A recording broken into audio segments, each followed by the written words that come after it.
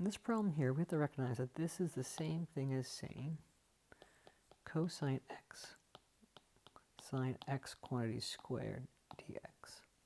And when I look at that, I have to recognize also that I have the derivative of sine x is cosine x. And so the sine is inside the squared function. And so I'm going to let u equal to sine x. So du dx is equal to the derivative of sine is cosine x. So du is cosine x dx. And I'm going to go and substitute that straight in. Cosine x dx is here. And so that is going to be replaced by du. And so then I can say u squared by replacing the sine x du.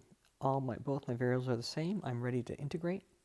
So when I do this, I get 1/3 u cubed, because I add 1 to the exponent, multiply by the reciprocal, plus c.